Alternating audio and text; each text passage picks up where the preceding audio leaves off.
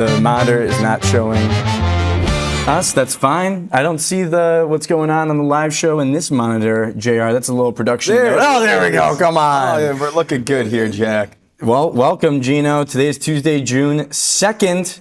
How are you feeling? Feeling good, Jack. We got a great show for everybody today. You want to talk about some of the guests that we have joining today? Yeah, I'll get into it. I mean, you talk about an all-star lineup. Starting off first, Amanda Mulligan and Patty Tracy are the duo. Amanda is the director of social and creators at McDonald's, and then you got Patty, creative director at Li-Ning Kennedy. They created this massive teaser campaign and launch for Devin Booker's new shoe, which is a collab between McDonald's and Nike. So McDonald's and Nike, both Li-Ning clients. There's a story there. We're going to find out about it. Doug Sweeney, CMO, Oura Ring. Oura is hot right now, and they just launched the newest, smallest ring in Ring Healthcare Innovation. Does it go in the pinky?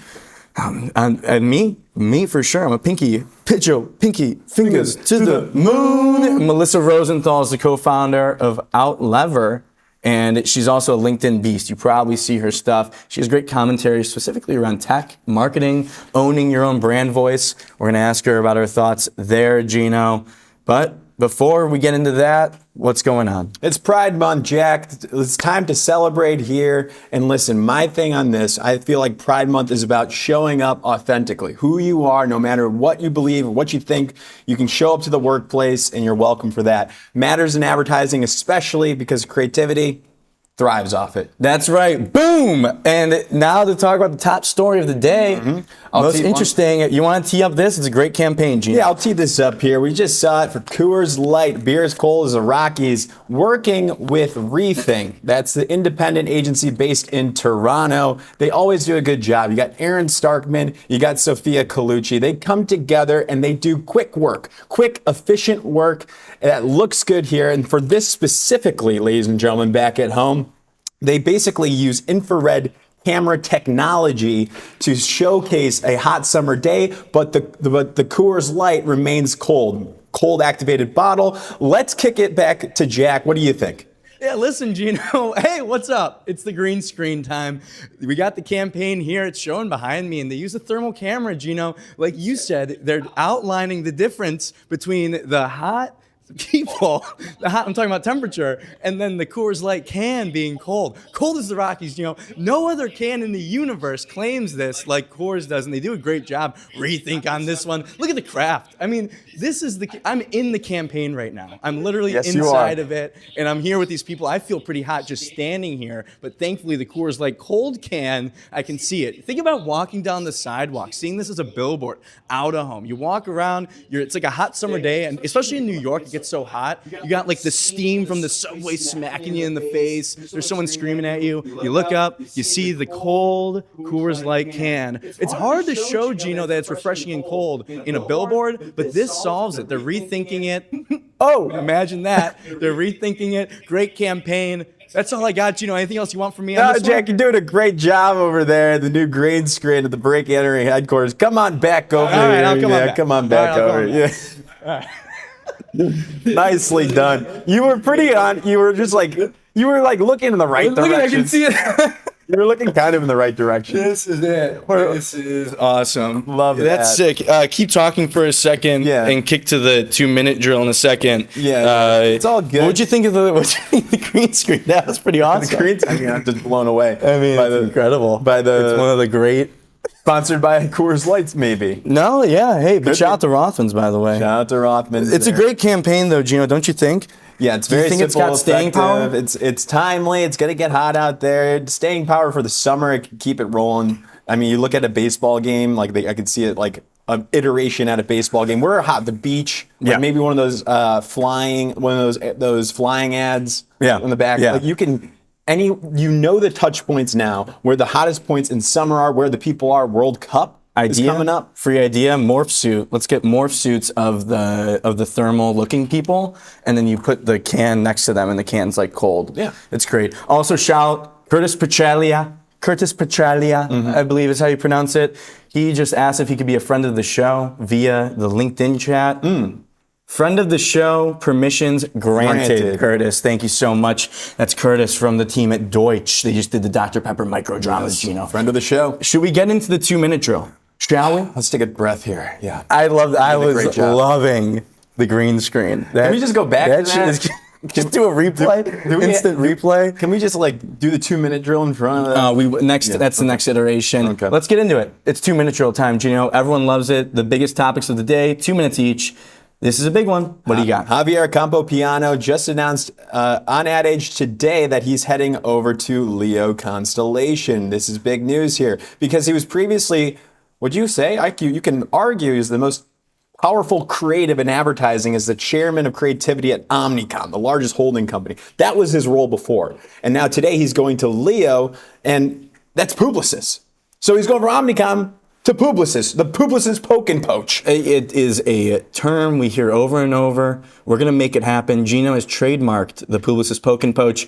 Arthur Sedone does it again. He's building his war chest, Gino. He's building the war chest. They are getting the most creative talent. You know, I think back to, I believe Arthur in a Q1 earnings release discussed how amidst the layoffs going on and consolidation among maybe some of his peers, he made it very clear that the creative, the talent is more important now than ever. He made a stance that they will not be optimizing by consolidation. They will be leaning into growth. So they get another massive creative piece from Javier, who is probably most famous for his It's a Tide campaign, Saatchi work. Yeah, back at Saatchi, he oversaw that creative for It's a Tide ad during the Super Bowl 2018. Won like every single award there. It's one of the my top 10 favorite ads. Is it? Yeah. So I'm happy for Javier. We've had a chance to meet him. We've been able to see him work in a judging room. Yes, we have. And for New York Festival, shout out. He wanted to get closer to the work. That's right.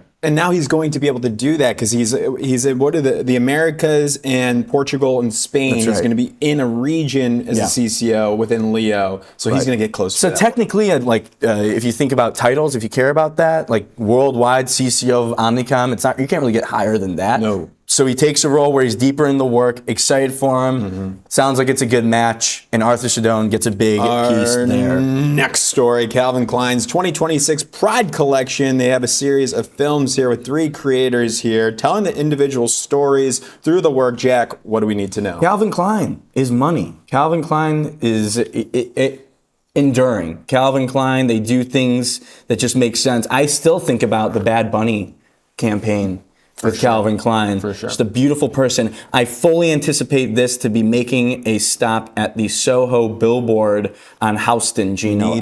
Everyone knows it. It's right there. A lot of fashion. Calvin Klein, it has a mainstay there. We should ask one of our out-of-home experts about that. But what are your thoughts on it? Yeah, no, I'm going to frequent those billboards myself, Jack, here. 3 different creators here. You got Dion Hinton, who's an artist. You got a choreographer with Sam Salter and Jordan Rand, model athlete, hitting these different stories, perspectives here, tapping into what makes them them. And it's clean to me. It's a new line too, so it's not out for no reason here. It's to promote the new products for their 2026 Pride launch. 3 creators that I hadn't heard about, but are kind of like niche subculture creators. Calvin Klein. I guess I would ask Ellie, like if she has any knowledge around the kinds of creators or influencers that Calvin Klein typically works with, because I'm just thinking about Bad Bunny, who's like the biggest name ever. And what is it, Jeremy White? Yeah, Jeremy. Yeah, I was gonna say Calvin Klein pretty typically gets like the Celebs. upper echelon of celebrities. And I don't know, I mean, you tell me, these 3 creators, probably a little bit more niche. Yeah, for sure. Yeah. Was there an agency tied to this, or this? I would doubt it. It's in-house, it looks like. So, interesting play here, but we're seeing it more and more. And J. Crew just came out with a campaign where they're primarily using not necessarily the biggest celebrities of all time, but maybe people that can attach to certain subcultures. Start slow, start tight, and then build wide, Gino. Houston billboard ad, watch it. What's next? Next up here, Lego. New campaign launch. It's for International Day of Play. That's June 11th. So we see the first spot here with Jason Momoa. And essentially, the main insight of this spot, it's a 2.5 minute film that you guys can watch. It's super fun here. But the main insight of this spot is 3 out of 5 parents say that their children play less than they did at their age. Kids are not playing as much. There's a deficit here. And I think this ad kind of targets the parents. Yeah. It's talking to Of them, course. like get them to frickin' play, preferably with Legos. Jack, let's break it down. Yes, this is, if you are a breaking and entering diehard, you remember last week we had an ad call in to our hotline asking for an ad where Mountain Dew Code Red to have parents get their children outside. And we know Lego watches this. They're speaking to that audience. Lego does this in-house. You want something to get behind. And I think Lego has been pretty active recently in the marketing world. Their FIFA World Cup ad was massive. Oh, yeah. It was kind of the first big World Cup ad to come out. They did it with Wyden, and they got the massive soccer stars, got billions of views. So here they go into Lego Play Day, be the stance for Play Day. Mm-hmm. Do you remember my favorite? Of course, Jack. It's all of our age group's favorite ad of all time, perhaps, is the International Day of Play. Get off the TV, Nickelodeon, where the actual screens would say, "Get your ass outside." We're gonna do that when we do Breaking and Entering Summer Vacation. Yeah. This summer we're gonna take a week off. Little teaser, but I think we should have it just be like go touch grass. Yeah. Like stop looking at ads for this week. Or just show them more ads. Or show them more ads. nonstop. Yeah, but I like Lego. I like Lego, the OG branded entertainment. Don't step on one. David Chingy said his favorite piece of brand entertainment was the Lego movie. Hey. That was genius. You liked it too. I haven't seen it yet. I love it. Steph Curry signs with Li-Ning. I don't know if I'm saying it right. Li-Ning is the second biggest sportswear, shoewear brand in China, and they land a big deal with Steph Curry. I believe Li-Ning also actually works with Dwayne Wade and Jimmy Butler. Yes, so sir. it's not the first athlete. The first athlete. Not to take your. Did I just take your? Did I take your note? I don't know what I'm going to frickin' say now. So I don't know if anyone knew that, but just Did you see my head. notes No. beforehand? What do you think about this, Steph Curry? I mean, I always affiliated with him with Under Armour. Now he's going over to Li-Ning here. Yeah. And did you know Jimmy Butler, Oh, another note. D-Wade has a lifetime deal with them, established in 2018. That's crazy. But what's also interesting is that it's the Curry brand that's going over to Li-Ning. So he has some control now within his brand to bring in other athletes. Yeah, he can sign other athletes. I'm sure that's what brought him there. People are like, why would Steph sign with Li-Ning? Well, I don't know, maybe $1 billion. I don't know how much the deal is worth. Of course, money speaks. It's a 10-year deal. There was a great take from Jordan Rogers, great sports marketing creator online, talking about how people being like, oh, Nike fumbled this, or like Adidas, how does Adidas not get this, or Nike not get this? But if you think about who Nike signs typically and what they kind of go for is they go grassroots, and then they build with the person. Right. Michael Jordan, Caitlin Clark, Aja Wilson. They're not signing like retiring athletes. They're not going to sign other people, so it makes sense. So the people that are like, oh, Nike, bag fumble. So you think Steph's stock is going down? I just think it's a different business model. Yeah. I get why Li-Ning would do it because they're like, they just want the awareness. Scoop 'em. Scoop them up, and they got the money and they want the awareness for it. And he's like the best free agent, so to speak. Yeah. Will he be like playing Nike. in 10 years? There's no way. There's no way. Is there another 2-minute drill? I don't think so. We got another one, Serena Williams. Oh, I yeah, tossed Serena that in Williams. there. Yeah, my bad. Go for it. She was. Let me start over here. Is that cool if I start over? Yeah, cool. go ahead. Sabrina it's not Williams, age 44. It's not live. 44 announces she's back, and this is done through a Nike ad. It was a 4-year hiatus of Sabrina Williams performing at the highest level here, but. So she chooses to announce it with Nike in an ad, so we have to talk about it. A little context here. A couple months ago, she re-entered the anti-doping testing pool, so rumors were spreading about if she would be coming back. She actually quelled those rumors on her own X account and said, no, but boom. She's back, Nike ad. Nike ad, amazing, what a win. So do you think, my question, I'm so curious if Serena was like, hey, I'm thinking of coming back. What do you think about paying me $1 billion to How can do I it via monetize? a Nike ad? I don't know. Who's to say? Or they could be doing it knowing that like she wanted to make a return video. She works with Nike. They have a great production team. They'll come up with a really dope-ass concept. I mean, I would do the same. If I was like announcing a return to live show hosting, and I was a Nike broadcaster. Nike broadcaster. That could happen. NIL, like I would do that too. But of course, Nike gets a big win. I just am like astounded about how much Nike is taking over like the news. The moments. There's so much shit going on with Nike and Adidas and sportswear, FIFA World Cup. It's just a lot. The NBA Finals, Serena Williams. It is a lot, and wouldn't also wanna like be nothing working else on is that. really happening. Oh yeah. There's nothing else What do happening. you talk about? Jason Momoa, Lego, Javier Campopiano. Patrick Herbert had a comment. He said in the LinkedIn chat, shout out Patrick, director at Singularity Digital. I love Jason Momoa, but this seems like a strange choice of person. Who is it targeting? Lonely soccer moms? Whoa. I mean, Maybe. yeah, he is. good Eugenio looking. did make the point you're like targeting the parents. Yes. Obviously. And probably the moms. That does make sense because no dad's buying toys and stuff. Like it's the moms that are doing that. I was almost half expecting Lego to come out with like the Dude Perfect guys. Oh yeah. To go Dude Perfect. The most child-friendly creators on the planet. Good golf. Good. That's why I tell you to stop swearing on the freaking live show. This is not a kid-friendly We're not show. going to get sponsored by Lego anytime. I will. Yes, we will. I'm going to work that angle for sure. Gino, it feels like a good time for us to talk about our sponsor on the show. Rothmans. Rothmans. Shout Just out. the best. Rothmans. This is what it's all about. They are the straw that stirs the drink right now for the Breaking and Entering show. And in New York. That's right. Rothmans is a fourth-generation, family-owned, independent menswear store celebrating 100 years in New York City. It's a real New York institution with family ownership and personality. I'd like to say This is great. This is a great line Everybody by me. zoom in. Can we zoom in on this guy? This is a great line by me. I wrote this. Everyone's got a car guy. Now you got a clothes guy. Your clothes guy is at Rothmans. The experience going to the store is pretty awesome. We went to the Union Square store and they helped us out. Free personal styling. It's not salesy and they help you feel good about what you're getting. I guess when you've been in business for 100 years, Gino, I'm not surprised that people enjoy the experience and they're doing such a great job. Do you want to tell the people where they can find it? If you're thinking about like your next wedding, you got a promotion or your first job, or you're leaving a company for BBH potentially, like Ross, there's big life moments. You want to go check them out at one of their New York City area locations.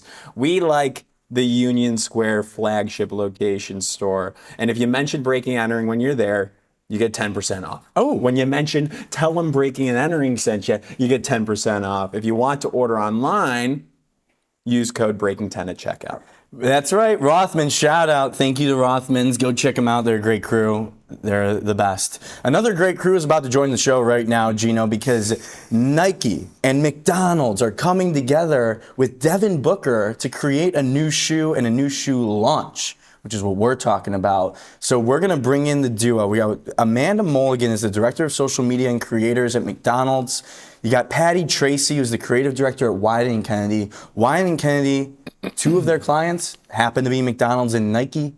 Coincidence? So, coincidence? I think not. We'll see. We're going to talk about it. Anything else from the campaign maybe we want to show the people as we're pulling it up? But Yeah. It's a new shoe and it's based on... It's based on Sedona, Arizona, where Devin Booker is from. And in Sedona is the only time you will see a turquoise McDonald's arch to match the landscape, to not mess with the landscape. That's right. There. So it's taking that turquoise that's bespoke to the Sedona area of McDonald's and incorporating it to Devin Booker's shoe here. But the lead up of it is what's really interesting in my opinion. Yep. And we'll talk about how they teased it and made an activation and how the hype beasts are going crazy. The resale value is going crazy. Yeah, let's bring him in. Should we bring him in? Let's bring him in. Here we go. Amanda and Patty, how's it going? Hello, good to be here. Hi, guys. Thank you so much for having us on. Well, it's a pleasure. We're excited to talk about this. Gosh, I mean, where do we begin? This is such a Herculean effort, it feels like, in the teaser and everything leading up to it is fantastic. Should we have them kind of explain just at the highest level how this, what this looked like, the launch of this, including like the teaser and like an activation of sorts, the online promotions of it. Who wants to take it away? Patty, I'll hand it over to you. This was your creative baby.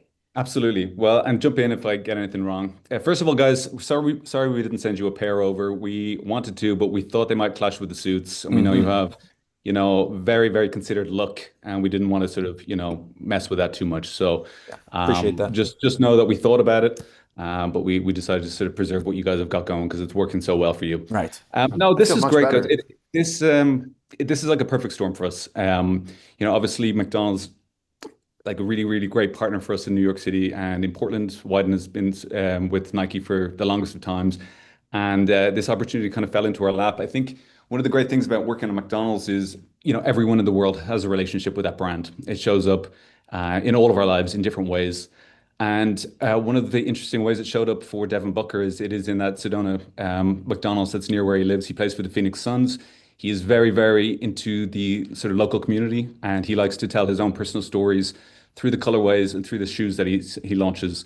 So he kind of came to McDonald's and said, "Hey, I want to do this shoe. I want to feature the turquoise arches that are so unique to the Arizona landscape.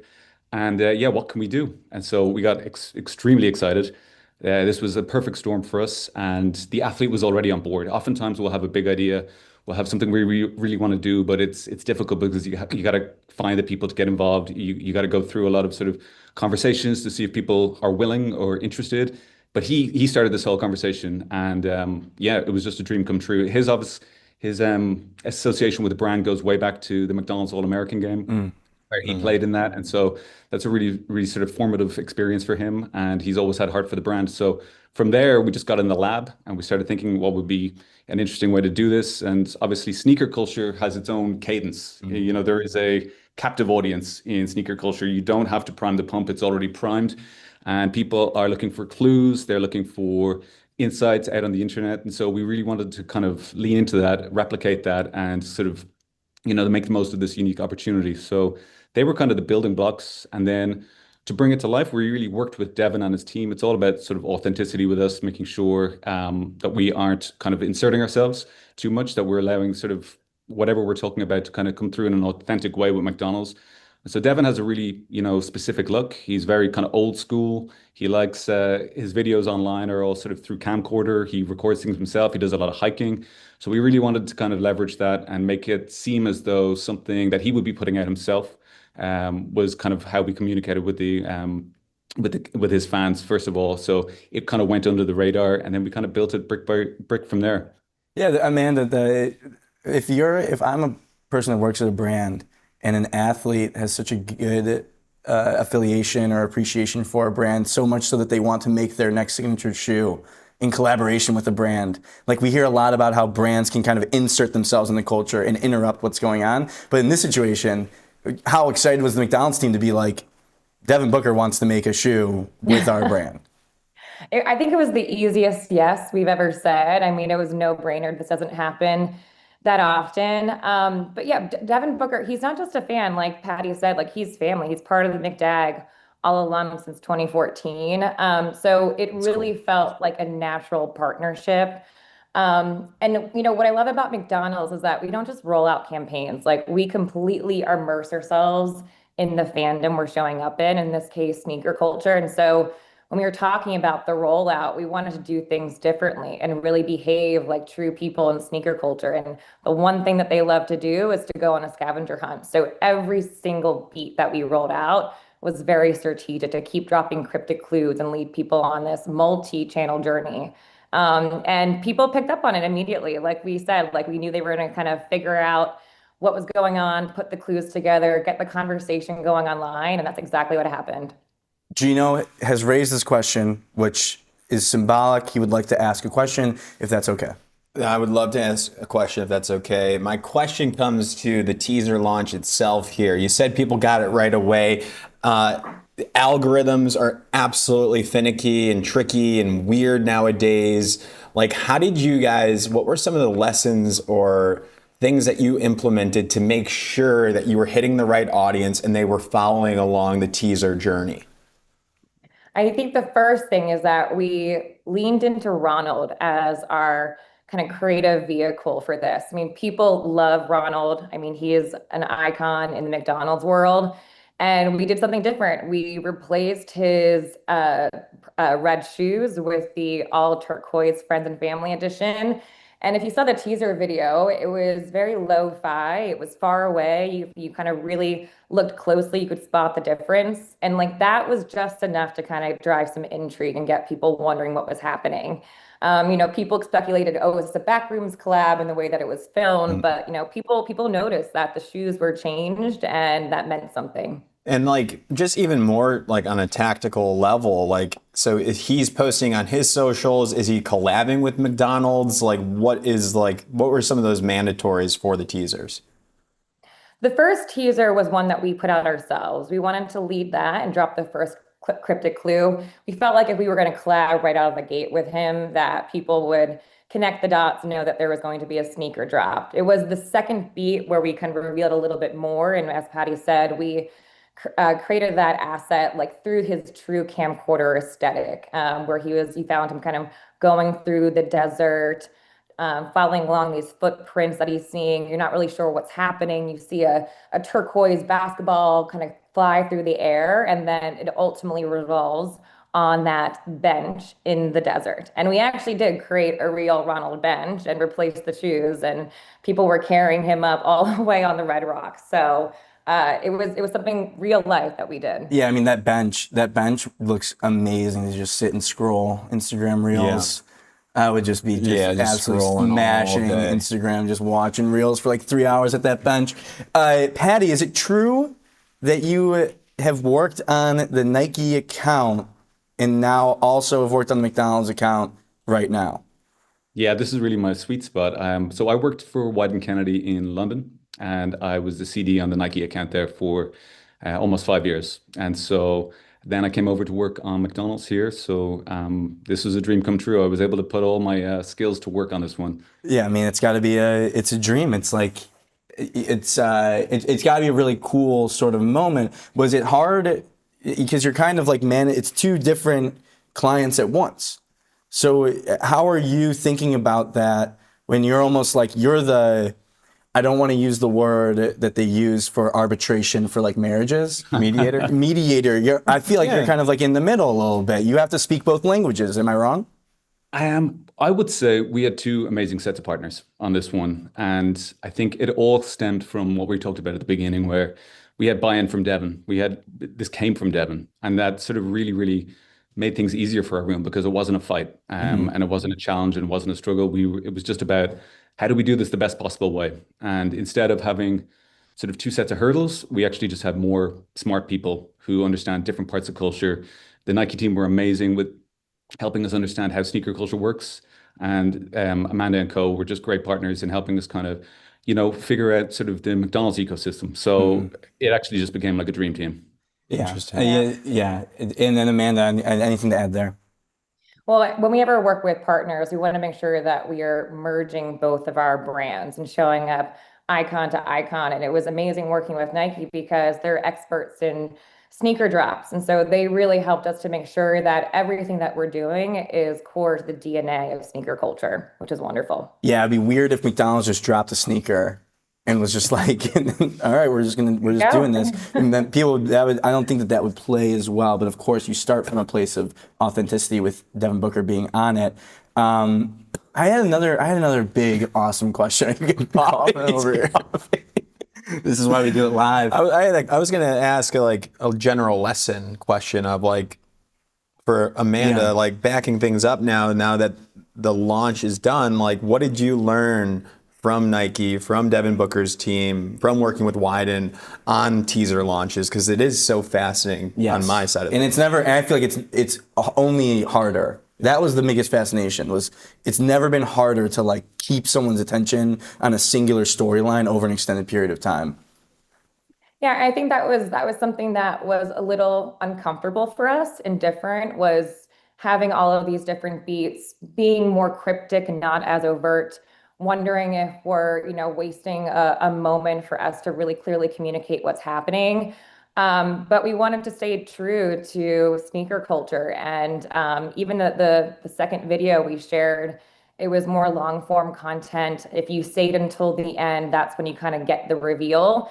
And knowing how people are on the internet, attention spans are really short. So we wondered, we're like, are people going to be engaged in this at every single step? And we saw that the hype just kept growing the more clues we kept dropping and culminating in one of the biggest moments, which is the experiential event. And there's always some uncertainty of like, okay, are people going to show up? Are they going to line up? Did we do enough communication? Because we've sort of been dropping clues, even not revealing the destination, but just the coordinates of McDonald's Sedona, and will people put two and two together? And the activation was a massive success. People waited there overnight and wrapped around the block. So I think those were like obvious worries, just because whenever you just do something different, you kind of question, is this the right thing to do? But again, having great partners like Booker and Nike, they just reinforce that everything that we're doing is really true to how we should behave in sneaker culture. Love that. How else did it? What were some of the other results from? Well, this? I saw it was is it reselling for $5,000? I think we were. What did you say, Patty? Is it 10? We just checked today, and it was 10 grand for a pair of the friends and family colorway. That's why he didn't want to give us a pair. He's Yeah, holding them all. That's it. This is all of our last job in advertising. We're now professional shoe sellers. Hey, that's half my annual salary. Yeah, that's big for time. the shoe. And it sold out. It dropped this morning, and I think it was sold out in 5 minutes. How does that work? How do you get one? Like, do you have to wait on like a lottery system? See, this is like what the whole sneaker culture is Michael built Sebi around. used to do that. Our buddy back at home, he used to like wait and like have, wake up at a specific time. Well, I want to ask what happens now from here? Like the launch is like the big thing, and then like the resell, and you kind of have the hype from it. But what happens from here? Because I'm not really that familiar with like, the art of a sneaker launch. So I'm curious about like from a marketing standpoint, where do we go? Well, I think this is now where we kind of let the fans do their thing. They're gonna get the shoes, they'll resell them, they'll share them online.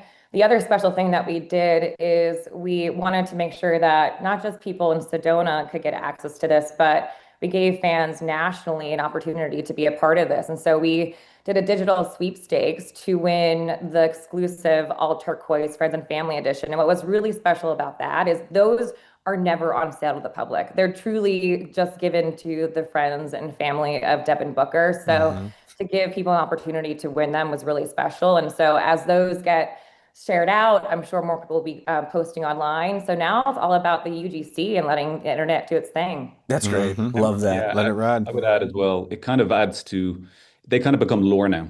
Yeah. They are a McDonald's collectible, and we all grew up with Happy Meal toys, collectibles at home. And it's the flywheel of the brand continuing that cycle now. Kids will remember these shoes, and that sort of cycle continues. So they're kind of part of that lore, that legacy of the brand. I love it. It's like a McDonald's toy on steroids. It's the most collectible thing you could possibly get. I think and collectibles are super interesting right now too. That's a whole rabbit hole itself. Oh my gosh. Yeah. The trading cards. Collectibles, physical items. Well, Amanda, get myself a pair. Well, you're gonna get yourself a pair. I'm gonna figure it out. All right, Gino's gonna figure it out one way or another. We may Let us know how that goes. organ donation looming. Well, Amanda, Patty, thank you both so much. Congrats on the launch. It was fascinating to hear about what goes into a shoe drop and the story behind Devin Booker, Nike, and McDonald's. Thank you both so much.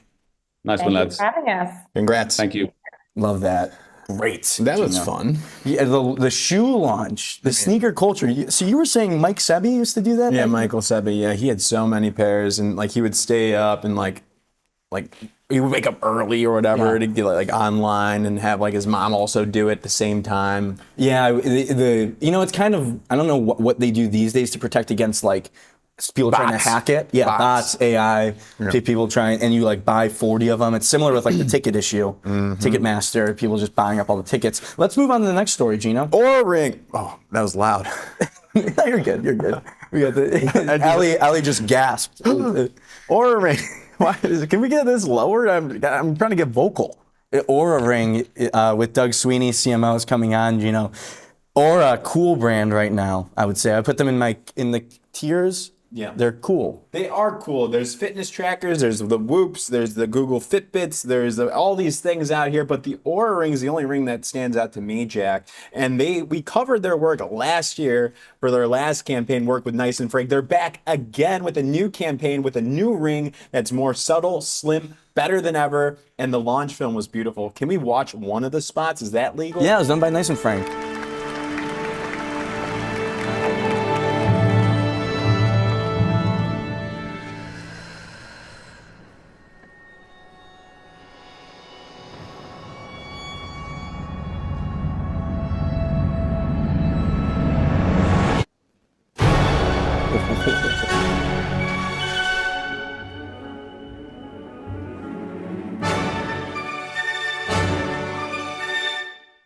And here he is, Doug Sweeney. Look at that. You guys want to do a little? How many do you have, Doug? How many do you need? I have 2 on. I know. I've got Oura Ring 4 and I've got Oura Ring 5, so you can see this. How's it? I got the 4 right now. How you liking the 5? Should I get the 5? It's yeah. So I've had this on for probably 6 or 7 months, and I mean, it just disappears. It's the size of my wedding band, if you can see. I mean, it's 40%. It's very similar in the width, 40% smaller than 4.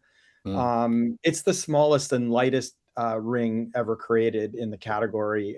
So we're super excited about it. It's been, years, honestly, in development. Consumers asked this. I mean, both men and women were saying, "Gee, I'd really like something smaller, a little more subtle."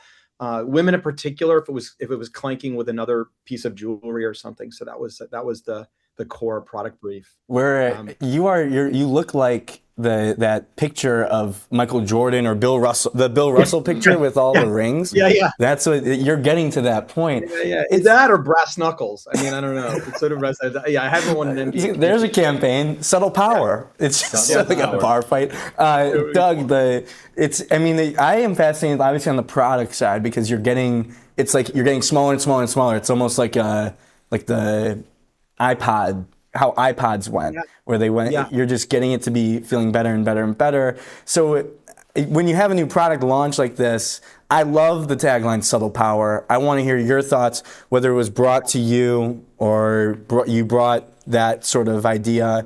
Let's just talk about the launch itself and the tagline. Totally.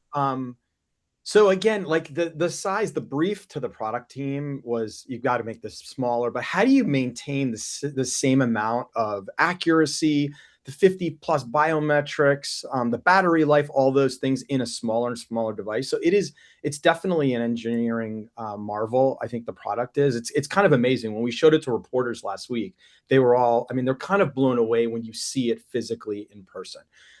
I think the thing we loved about this concept line, subtle power, is the product inherently is that. Aura is a non-invasive technology. It doesn't have a screen. It's not like ping, ping, stand up, time to get up, move around. Hey, you got a call, you got an email. Like, it's not like wearables where there's a screen on it. So it is inherently subtle, and this is more subtle. And those two things together, subtle and power, we thought was interesting. They don't typically go together. And that was what it created a really nice concept jumping off point for us creatively on this. And it's authentic and true to the product, right? This at its core, you're mentioning Give Us the Finger. That was really a brand campaign. Yep. This is much more clearly about Oura Ring 5 and all the new software features that we're launching on the product. So, they're in the same family, but the messaging and the strategy overall was different, clearly. Totally. Great point. Because I was going to Doug, you must be a marketing expert. I was going to ask you, because it seems like you just took the product brief and gave it to the agency. Yeah, exactly. That's smart. And I guess having that context of this is a brand versus a product launch is so important for this. The subtle power. This is a new ring. If you kind of squint in your eyes, it does look and feel like a brand campaign. You're building the lifestyle of what can happen potentially if you wear the Oura Ring, how you can envision yourself here. So how important was the creative execution and the creative behind it, working with Ring? Because you could easily just do like a white background and the ring floating and the new biometric markers, or whatever the features are. Talk to me about the creative execution. So our creative director, Matt Kipper, and Laura and the Nice and Frank team, they work like seamlessly, like they're one team. I really have to give those guys credit, but both teams. Matt's leading it. Laura and the Nice and Frank team have been a partner through Give Us the Finger. One of the consistencies that I think we wanted to pull through is we sit on a unique part of the body. We're not on the wrist. The finger is actually more accurate than the wrist. Just inherently it is. If you go to the doctor, they check your vitals off your finger, not your wrist, because it's noisy. So and it's unique, and there's a community and a tribalism within Oura. So that we wanted to stake. So you see in the Shaolin or in the conductor, you see the power of the finger, and we've consistently brought that thread through. I would also say there are emotional sort of top of, marketing terms, top of funnel films like Teacher and like The Conductor, et cetera. But then there's some mid funnel that are really focused on the product. I mean, they're really all product driven, and they go through the reasons to believe on the product, the fact that it's waterproof. The accuracy is research grade level. I mean, this is as close to a sleep lab as you can get on your body. The 1+ week of battery life. It's got a more durable coating on top of it too, which is a comment we've heard from consumers too. So that while you're talking about these high level films, which are starting now, there's another layer of work that we've created that's much more focused on, why would I want to get this, and really hone in on that middle of the funnel, those spots, those assets that you're creating middle of the funnel. Where do you place those on the website? I saw it on the TV commercial. I saw it watching the NBA conference finals. I saw the product. So you put that on air during the finals. Yeah, exactly. We mix those in the right areas. I mean, so Amazon clearly where people are, in social, where if you've already seen one of the other ads, will serve you something different. Cool. You guys may have seen, I mean, during the NBA finals, you're going to see it on air, a variety of both the conductor and teacher and all the spots. And then you're going to see a mix of those supporting our team, the New York Knicks, which we are partnered with. I mean, you couldn't ask for a better situation. Doug couldn't be happier. Partners with Jalen and the team, Hart and MSG and the New York Knicks this is now our 3rd year partnering with them. They've been incredible partners, and we're the official wearable for the Knicks. I wanted to ask about the journey for you all in the brand. I feel like Aura is really having a moment most recently. I just keep hearing about it, like just anecdotally. It just feels like it's just got as much buzz as it's ever had. But Doug, talk about the building blocks to get to this point. Obviously, the brand giving you the finger was a big moment, but it feels like it's really sort of become embraced in culture more so now than ever. Well, can I take a stab at this? Oh, here we go. I want to set the context here. I feel like people are caring more about the health tracking. That's right. Is that in play? Oh. There's also more competitors. No, that's true. Gina, that's true. Like, I mean, the pandemic started this, right? When we were all I mean, really, that was the genesis of, you have to quarterback your health. Yes, you may have a provider, you may have, especially your knees bothering you, you're going to go, oh, got it. But we all want to have insights on what is going on inside our body. And that was what Aura very much keyed off of, was it's essentially a translation device for your body. It tells you what's going on. Hey, heads up, you're coming down. 2 weeks ago, I was flying to New York, and I started coming down with something 36 hours before. The Oura Ring recognizes that my body temperature is rising, and it says, heads up, you're getting mild symptoms. Those went to major. I should probably go into rest mode. So it can be an early warning system, but it's an insight device it's a truth teller on what's going on inside your body. And consumers, that is leaning into something that's happening in culture for sure. Yeah, in the wearables, like you said, because of the fact that more people are worried or thinking about their health, wearables feels like it is also becoming a really competitive space. But Aura's kind of been there. And also I've heard that too, Doug. People say that on the streets. I can tell you that anecdotally. What do they say, Jeff? They say that a big thing with Aura, that why they have it, is because it will let them know before they're sick. And then they can start preventing that illness, and they just won't be sick anymore as much as they would have been. That's a light bulb. When that happens to you, it really is a light bulb. And then for women, because of the accuracy of the temperature, cycle tracking, non-hormonal birth control, women 18, 35, 40 love the product because it tells them when their cycle is happening, stopping, starting. So it can do, depending on who you are, it can be really, it's really powerful in that way. So I want to ask, where does this bring Aura now? Like, you have the new launch, but you can imagine, like, some people might be like, I just bought the 4, now I gotta get the 5. How do you think about marketing from that perspective? It obviously wasn't a bad thing for Apple when they came out with a new phone pretty often. I mean, I think you've seen, like, I've been at the company for almost 4 years, and we started as a sleep tracker, right? It was a sleep tracker. The company, before my time, focused on that, and we doubled down on that in 22.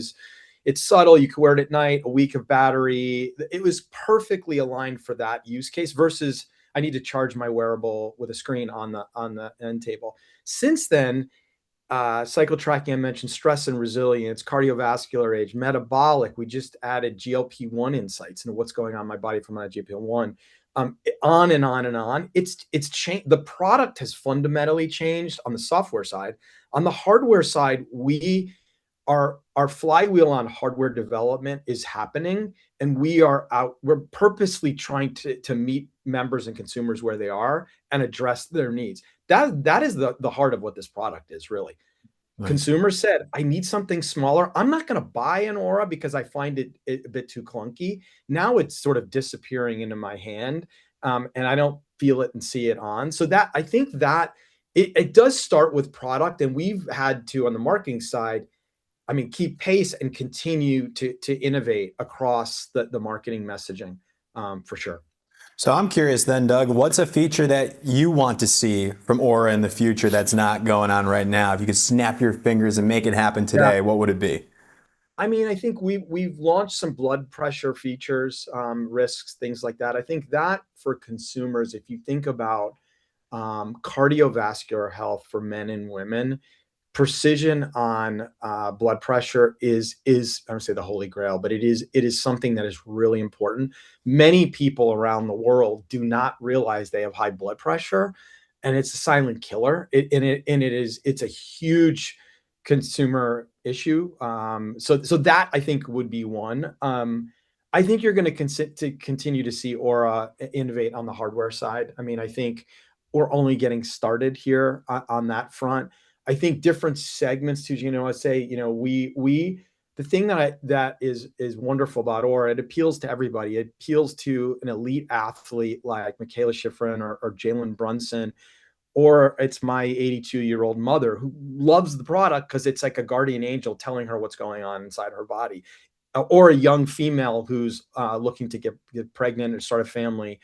It covers a very, very wide segment because the product is very much tailored to you. It knows what's going on inside your body, and each of us are very different in the way we're built. So I think that's what's exciting to me. My last question, I believe there's some sort of pawn shop IRL activation happening, Doug. Correct me if I'm wrong, but I believe doing something in real life. To bring the people together. Let's talk about that. The idea, the reason for why do something like that? Why even bother putting the resources out there to do an in real life activation in New York City? So we've done up until this point, very little pop-up experience, 3D experiential. We've done retail. Harrods in London is an incredible store, or Target, or even a Costco retail. But I mean experiential pop-up we've not done before. This summer you will see Aura. If you go to any of the World Cup games, we have an experience within U.S. soccer. It's a pop-up experience. USTA, US Open. And then I'll talk about the pawn shop. Why is it important? It is a physical product at the start. You need to size, as you guys know. It has a jewelry component. So what style do you like? Or a 5 or 4, what finish do you like? I think all that's experience, and we can bring an interesting experience on that front to consumers. So we are doing this concept came up during creative development with Matt Kipper and Nice and Frank. The idea was a traditional pawn shop, and the concept was to swap for subtle. That was really the genesis of the idea. The creative team and the agency came back with this idea of, what if we had Moses the jeweler, this icon of the Diamond District, and he does a flip to win an Oura Ring 5. That was the concept, and you would swap. Not everybody gets that experience, but it's a fully immersive, interactive pop-up experience. It talks about all the product features.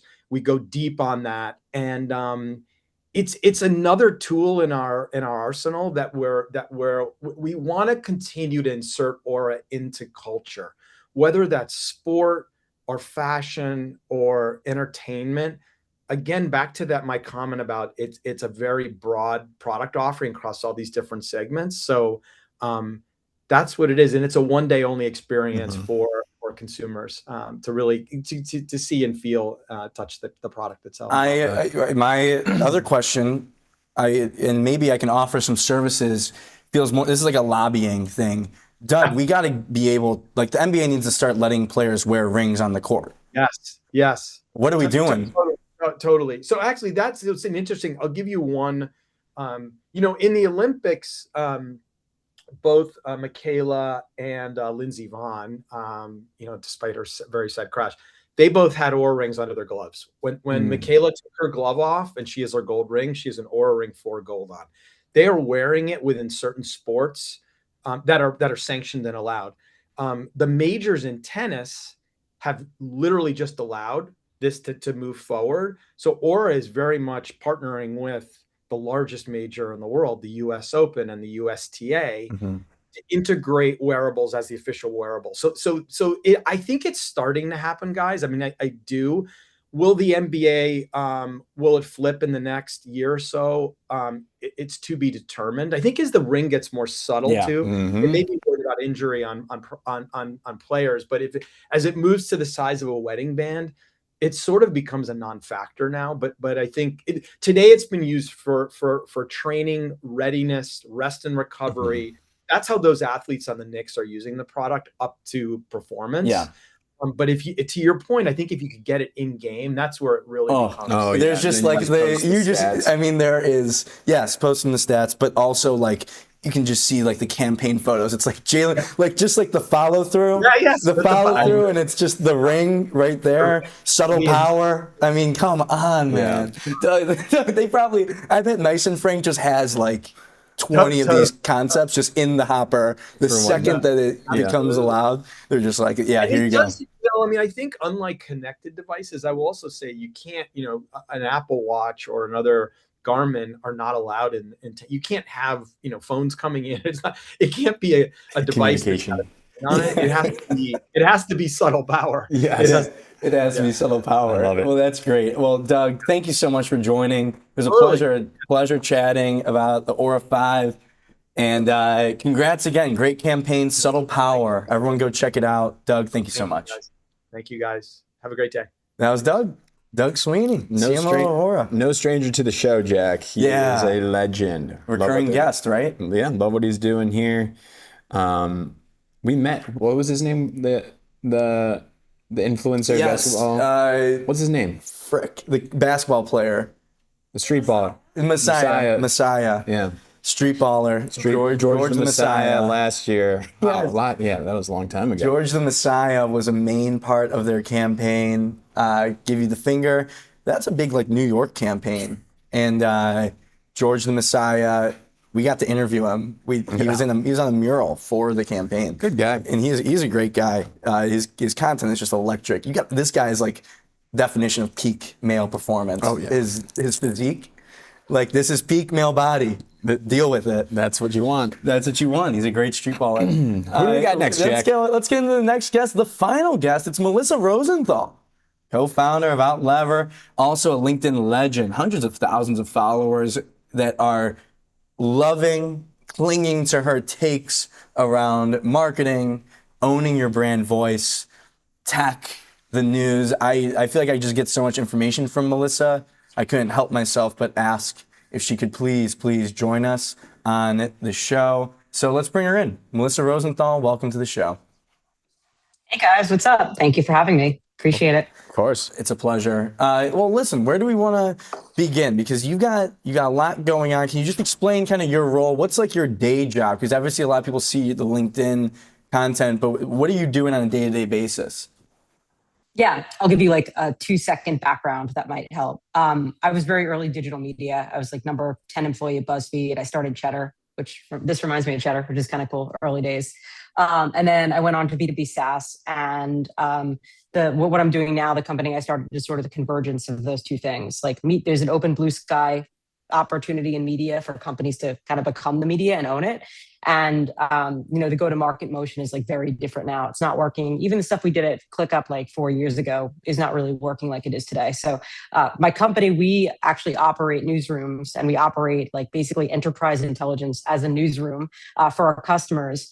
And, the best, thing that you can do, people hate this word, but like dog fooding your own product, right? Mhm. And so what we do is we run media companies as a way to do that. So all the content you've been seeing on like the state of brand, I launched another publication, the state of AI, is effectively us doing for what we do for our customers every day with me at the face of it. So my day-to-day is like running a company operationally, but also then running two newsrooms. Enterprise intelligence as a newsroom. That phrase stuck with me. Can you explain more around that? Like, what does that mean for, tech companies that you're working with? Yeah, I mean, when you're building a newsroom, like you see the front end of it, right? You see articles, you see content, but what's happening on the back end and the intelligence and the things that you're able to get from that newsroom is really what the power is. So effectively, you're able to go out and you're able to interview people. Like you're interviewing me, I interview people every day, or we interview people every day for our customers and their ICP sets. And what happens when you interview someone? You get to hear what's going on in their world, what's happening, their hopes, their dreams, their fears. There's a lot of intelligence that comes from those conversations. Plus, on the back end, you get to understand who's reading your articles, why they're reading them, what article they're jumping from piece to piece. And if you string that all together, it gives you some pretty interesting signals on what's happening in the market, what's happening within your ICP set, like why people are reading different types of content. And then if you kind of add another, if you enrich that and create more intelligence on top of it, compared to other media listening and what's happening, it creates a pretty great story. We need to be working together. It seems like we need to be using that. Okay, That's good great, stuff. Like, and that settles it. That was that makes it happen. Because the classic phrase these days, every company is a media company. Melissa, when you hear that, do you shelter yourself? Do you say, "Oh my God, I can't hear this enough," or are you like, yes, that they have been media companies? Yeah, I lean into it. I think like companies have been doing it in sort of like just a piecemeal way, and they haven't really brought to the forefront like what that actually means. Like, yes, they are producing media, but if you produce media in like siloed pockets, like it doesn't really make you a media company. Like there needs to be an actual emotion to it and a rigor to it, and the fact that you're like doing stuff with what you're bringing in. And I think a lot of companies are like, we published a blog, we're a media company, we made a couple videos, like that's just not it. So understanding like, having worked in media my whole career, like what that actually looks like. And, there's a rigor to it, but the beauty is that like we're in a technological age where a lot of it can be productized. You're able to get a lot more signals, a lot more like things that were just prohibitive to be able to like have companies become media companies is now available. So it's kind of a combination between like really great, like human editorial vision, understanding, perspective, and then tying that into with tech. So what's the first step for a company, a brand out there that wants to enter into this media like model or creating their own content? Yeah, I mean, it's pretty simple. I think like companies have just relied on their blogs so much for a really long time. Like I effectively think of it like it was a slot machine and it kept paying out. So people kept putting more money in that. But like no one was ever really earning an audience with their blog. No one's like, I go to this blog every day, not like a single creator blog, like a company blog. Like no one says that. And if the company said that was happening, that's like, I believe that is like not true. But outside of like working with us, companies are doing this on their own too. Like Ramp is, hiring economists, Carta has Peter Walker, and they're producing insights. Like the first step is like actually producing like really valuable information, informative content to actually get people to come back to your site, to like visit it regularly, to build a real audience. And I think like, I don't know, maybe it's B2B. Like marketers are very confused about what this means. Like for them, they don't know how to do anything else. Many of them, not everyone. I don't want to like sweeping generalization here, but many marketers just don't know how to do anything but talk about themselves. So when you like try to pivot their mind away from like, oh, you should talk about like, there's 1,000 things happening in the ecosystem of the things that your customers care about. Like try to insert yourself and find the wedge into like what that marriage is between what you care about and what they care about, and start publishing regularly, start publishing insights, create it on maybe a third-party domain. That's what we do, so that it can establish real credibility. There's steps to it. I think like people just kind of need to get out of their own way, which is like a lot of what I see out there. Yeah, I can see the tension if you're like a marketer and you're putting time and energy into something that isn't like a promotional thing for yourself. But I think we're all realizing that like getting the attention is the hardest part. Like getting someone to actually care is the hardest part. And if you're just going to be promotional and have everything that you promote or put out there from a content perspective be like a CTA, it doesn't seem like that's going to work the same way maybe it used to, Melissa. Like, has it gotten harder and harder now, and that's why you're seeing more of a switch? Yeah, I mean, it's just noisier, right? Like everything is kind of saturated. Like everyone has done the thing. So when everyone's done the thing, you got to kind of zig and zag. Like I that's been my career. So I guess my mindset is always like, where can we go this way when like things are going, straight? But I think the reality is like, you have to be loud and you have to be everywhere, right? Like attention is the ultimate economy. And like, you have to play into that if you want to stand out, especially when, product is pretty commoditized at this point. So like what builds brand? And it's being like loud and kind of out there. Like we started a newsroom for ourselves just to prove that this worked, to show future prospect customers and also use it as a funnel. But, in 2 months, our first newsroom has 1 million viewers, a million like uniques a month. Like you can grow an audience today if you're producing really valuable things that have a perspective and are inspiring discourse, which I think that's the other big thing. Like companies are afraid of discourse, but I think it's the most valuable thing you can create. Yeah, go ahead, Gino. I was just gonna because it's a lot of effort, I would imagine. Like the things that you're talking about, like it has to be interesting, it has to get attention. You have to put humans behind it, consistency behind it. We know this, and like this, but like for our audience out there working at brands or marketers, like what's like a good pitch to their internal teams on why they should invest in this area of marketing? Yeah, I mean, I think it's over time, you're going to start, like, if you haven't already, which I think every marketer we've spoken to sees this, like the efficiencies get worse, like within what you're already doing. Like if you're just kind of speaking into the ether and just talking about what you do, like that's not going to like go up and to the right. I think this is the only avenue left in terms of being able to like own a pocket of what's happening in the market. It's just, like, I think marketers speak in like acronym speech, right? Like it's ICP and ABM. Like, great. Like, okay, all of those things are important, but like, it can't just be this like narrow scope of focus. Otherwise, everyone is reaching the same people with the same exact message.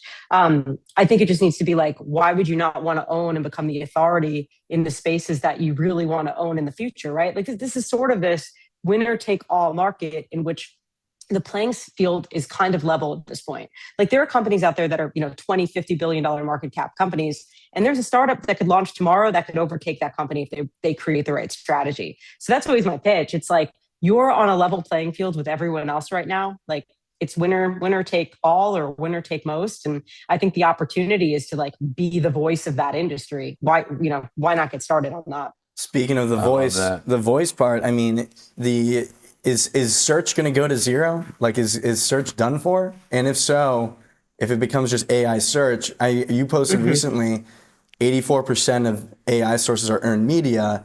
I'm just doing the math. Like, what does this mean? If search goes to zero, do you think that that's going to happen? And B, how do you prepare your clients, or how are brands thinking about where they show up? Yeah, I mean, I don't think search is going to go to zero, but I just think it's not the dependable channel that it once was. Like it was like, okay, you could publish a couple of blogs on that were intent focused and index them correctly, and you'd show up, and like those were recurring organics that you would get. I think people are seeing it drop off a cliff, right? They invested millions of dollars in search programs in which like the algorithm changes overnight, and like that goes kind of off a cliff. So I think it's less like search is dead, and it's like more you need to diversify your investments and make sure that you're like actually thinking about where things show up for the future. The big thing I would say is like distribution. AI search is really important. Think about what people are searching for in AI, like how you can come up in AI summaries. That's 100% like where part of my head is. But on the other side of it, like the one thing that you can always rely on is human distribution.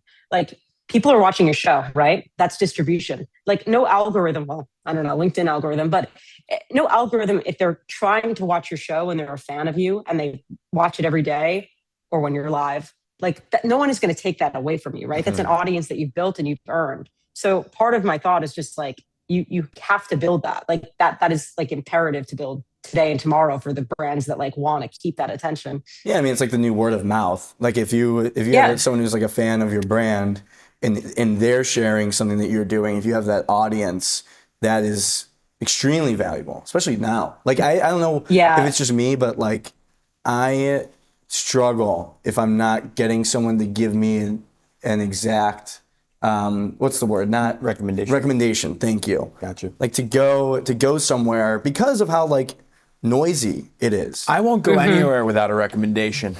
I won't try a new restaurant. I won't watch a show if somebody doesn't recommend it to me. And a product, and that's like product too. Yeah, and that's not you searching for like a Google review. That's like dark social, a friend giving you a recommendation on, hey man, what steakhouse should I go to? And then like you're getting that back. No one's seeing that except you. But like that's word of mouth, it's distribution. Like that's what's happening with content, like good content. Like people, like CMOs are slacking them to, articles to their team.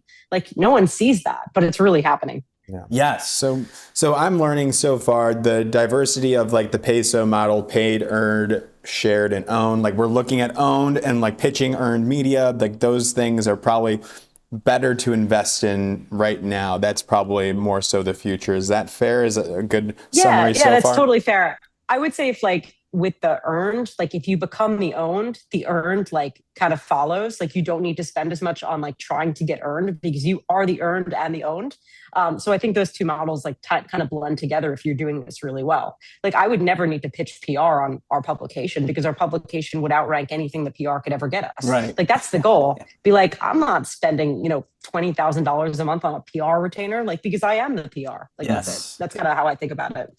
Yes, especially in social now. Like because it's all a level playing field, there's no guarantee. Like when content comes out, people are just spending less time. They're not going to like news websites as much. Those news websites they're not typing them in. Right. Like no one is going to the homepage of a news site. But they still show up though on the news section of like the search engines. They still pull for the AEO. It's still very important. The credibility of these institutions, the large ones. Well, I'm seeing their content on social. I'm seeing the news. If I see the Wall Street Journal on social, I'm obviously like there's a level of trust, and I'll know what I'm getting. But when people are objectively spending more time on social media now than they were before, and it's coming away from just going to a website, going to wallstreetjournal.com, it fundamentally changes like what the competitive landscape is because you're competing on even playing field where like if someone has an owned audience, you could just get more views from your right audience than you would have if you just got it covered. Yeah. Yeah. You also can't name 10 Wall Street Journals today. Like there's not exactly. That spread isn't there either. Right. Yeah, totally. It's interesting. Yeah. You ask about like, what on the earned media, press tour. I saw a tweet recently that was like, think about what are like the 5 interviews that you want to do for your press tour. And it would be interesting to hear people's thoughts and like what you would say, because I imagine a lot of people, they would have a lot different answers than they would have 10 years ago. So much more variety. Absolutely. So much. You're like, I want to go on the I don't know, like All In podcast for an interview if I'm a founder. I don't, versus like it would have been maybe a legacy media organization before. Yeah, totally. I like it. It's not a Forbes article, right? It's like going on specific podcasts. Like that's the smart way of thinking about earned media. And that's also like, you're not going to replicate that. But if you're able to own part of the conversation and then, go on other podcasts and actual like, I would say distribution, people driven. I mean, like earned. We saw that with politicians, like that same strategy in politics. Totally. Like they're catching on to that. Yeah, you talk about owning 100%. An audience. I mean, Zoran with New York, owning an audience and creating fandom all over. It's so impressive. And that's and I think, Melissa, that's what you do so well is you kind of are create like a face, like creating a person behind the company. And obviously you talk about like it's an amazing, like for anyone, like a great funnel. But ultimately I think that there is a level of trust because people are getting content from you personally versus it coming from a brand page. I would love to hear your thoughts on that before we end the show. Yeah. That's a really good point. Like it definitely is human driven. And I think distribution is human driven too. I mean, like there was a report that I published, a few weeks ago that all of the citations from AI are mostly coming through LinkedIn individual profiles and not company pages, right? So again, it's per people driving that distribution. So yeah, if there's a face behind it and that person is publishing, like if I started a publication and just expected people to come to it, like it wouldn't have worked. But if I was driving the distribution myself, it does. The people that are coming though are people that I've never interacted with ever. Like they're finding me through network, they're finding me through comments. It's not like follower driven. It's just like quality content with a face behind it. And I think to your point, like that is the future, even for companies. Like they're thinking more about like employee-led distribution, founder-led distribution. Like that to me is the future. With having like a real masthead and a real publication behind it, the people are leading you to that, to that publication. So is our headline here, brands as media companies, should it be updated to people at brands are media companies? Well, the brand behind it is the media company, but it sounds like we're the engine, maybe the accelerant is the individuals at the brands. Individuals are, we could keep going. We could go like individuals, our personal brands. Your personal brand is the brand. The brand is the media company. We could go for this chain forever, but Melissa, thank you so much for joining the show. It was an absolute pleasure. Go give Melissa a follow. Great information, great insights on LinkedIn. Thank you, Melissa, so much. Thank you guys, appreciate it. Oh, what a show. I think what's up? I think with that, you can either get really intimidated or it's liberating in a way. Similar to that like AI conversations, I think. Yeah. Yeah, it is intimidating. Listen, if it were easy, everyone would do it. Wait, let's do that again. We'll go back and forth with Gino now. If it were easier, if it were easy, everyone would do it. And I've always said that. That's, yeah. You've been saying that since 2004. Another one. The only constant is change. What else do you say? These jackisms. Get busy living or get busy dying. All right. That's a little different. That's the same guy, right? If you're just joining the show now, first off, shout out to Rothmans. You know? If you know, I love, you talk about a marketing campaign. You just go, if you just joined, shout Rothmans. Yeah. This marketing campaign I've heard from a lot of people that they have been impressed with the way that Rothmans has showed up. I've got people saying I'd never heard of Rothmans, and now I know Rothmans. They're gonna go. Wait till you show up. Stock price is going up for Rothmans. Just kidding. They're independent. I mean, they've been around for 100 years. 4th generation, family-owned, independent men's sportswear store. You got to check them out. If there's a brand around for 100 years, you got to check it out. They're doing something right. If you missed the show and you want to get caught up, you can go and just rewind. We'll post this on Apple and Spotify. It'll be on YouTube as well. We spoke with Amanda Mulligan and Patty Tracy. Amanda is the director of social media and creators at McDonald's. Patty Tracy, creative director at Li-Ning Kennedy, they created a shoot for Devin Booker. Devin Booker came to them and said, I want a McDonald's shoot, and they made it. And they did a whole launch around it, and it was very good. Doug Sweeney, CMO. Boring. I mean, absolutely fantastic new product launch series campaign for their Oura Ring 5, the slimmest Oura Ring, the smallest one. Subtle power, made with nice and frank. Doug came on, explained all the things about the campaign, and I also asked him what he wants to see in the future for the Ring brand, which I thought was fun. That is fun. And Melissa Rosenthal, the future is now. Melissa feels like I'm talking to an oracle of sorts, or someone that can read minds or look into the future, because I think she has a good theory and idea of where media is headed and how brands can use it. Blogs were like the default sort of thing if you were a brand or a company to get SEO and get people to know that you exist, thought leadership. I think blogs are kind of in the rearview mirror. I think we've seen our peak with blogs. Something must take that attention though, and Melissa gives you the answer to that if you watch that interview, Gino. But that was the show. It's Tuesday. Our sweet little boy, baby Ross, is leaving us. He announced today to go work at BBH. He's taking an internship as a writer at BBH. Ross is a skilled writer. He's fantastic. More on that later this week. We're going to have our exit interview with Ross live on the Breaking and Entering show on Thursday. So we're pumped for that. Excited for Ross. Oh, look at him. There he is. Look at that. I don't know if the mic is working, but that's Ross. That is Ross. Maybe, yeah. Oh. Okay. Yep. Oh, he's messing with them. All right, back to us here. Ross, we're going to miss you. We're doing an exit interview Thursday? Exit interview Thursday on the live show. I like that. What else, Jack? Do you want to go in the post show? Yeah, it's the post show. Everyone is excused if you don't care about Our personal lives and chopping it up. Jack, how was your weekend? You turned 28. What have you learned in 28 years of living your life? Not a lot. I've learned a lot. I've experienced a lot. I think I've learned more about myself in the past couple of years, probably. What was the best moment of your 28 years on Earth? All 28, best moment? Mm-hmm. Illinois State 3-point competition champion, probably. Still. What do you mean by that? What do you mean by that? Tell them again. Tell them what you did. I won the Illinois State 3-point competition against Jalen Brunson. Ever heard of him? Aura ambassador. You beat the Aura, and now you take his ring from him. His Subtle Aura. Power.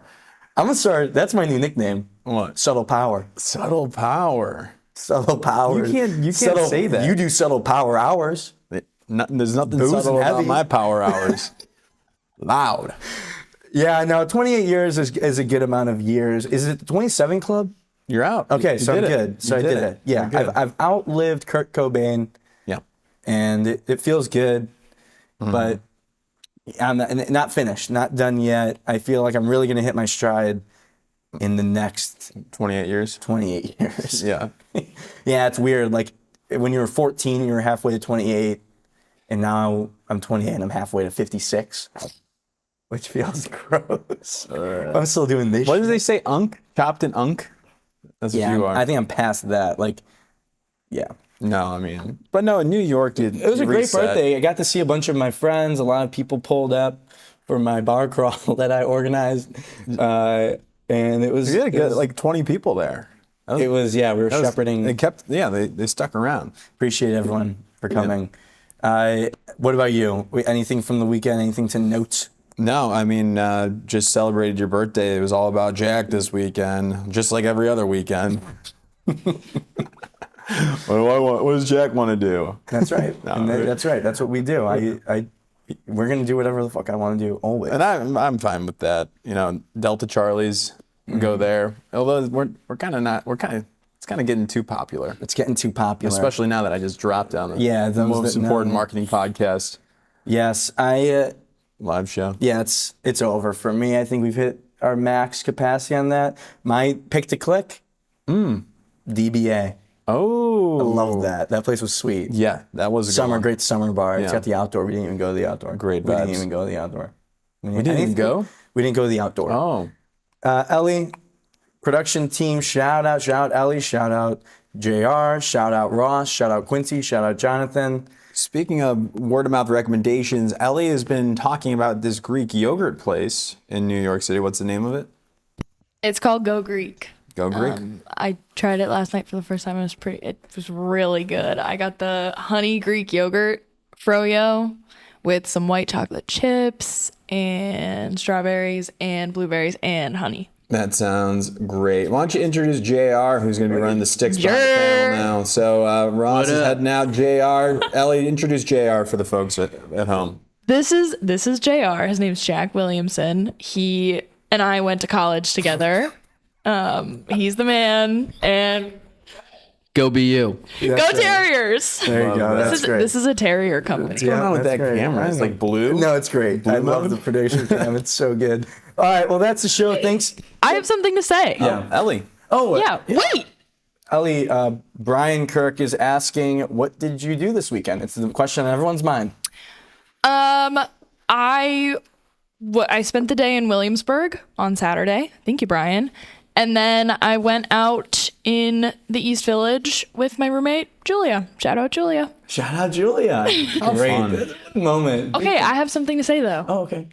Today is my 1-year anniversary at Breaking and Entering. Oh, congratulations. 365 days that I've spent with these two. What have you learned?